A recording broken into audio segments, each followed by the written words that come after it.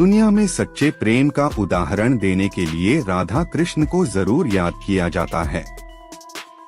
राधा कृष्ण के प्रेम की अटूट कहानी युग युगांतर के लिए अमर है।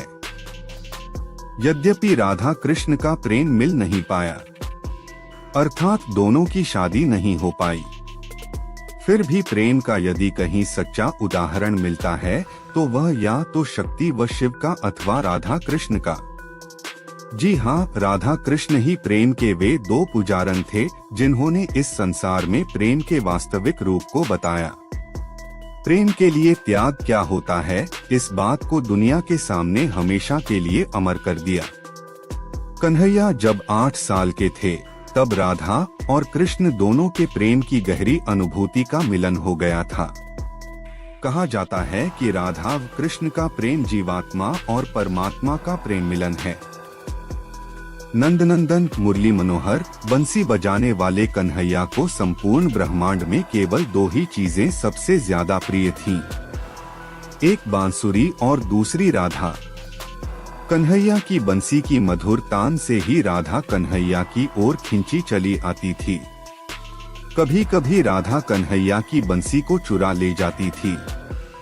नटखट कन्हैया फिर उसको ढूंढ लेते थे। आथ राधा कृष्ण का प्रेम संसार को एक नई प्रेरणा देने वाला रहा है।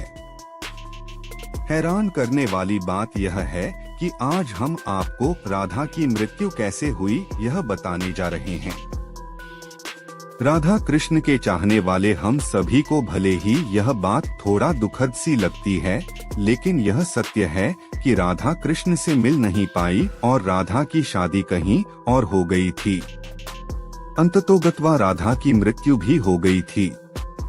आइए जानते हैं राधा की मृत्यु कैसे हुई, इसका पूरा रहस्य वह पूरी सच्चाई। जानने के लिए इस आर्टिकल को अंत तक पढ़ते रहिएगा। वैसे तो आपने सुना ही होगा कि राधा के बिना श्याम आधा राधा ढूंढ रही किसी ने मेरा श्याम देखा। राधा कृष्ण के अटूट प्रेम की अटूट गीत संगीत रस भरे गाने भजन आज भी प्रेम की राह पर चलने वालों के लिए अमृत रस के समान हैं।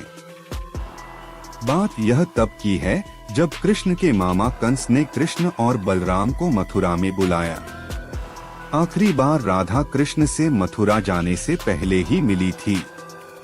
मथुरा जाने से पहले कृष्ण ने अपनी प्रिया राधा से यह वादा किया था कि वह राधा को मिलने जरूर वापस आएंगे, लेकिन कन्हैया अपना यह वादा पूरा न कर सके और ज्यादा कृष्ण की 2 बारी मुलाकात नहीं हो सकी।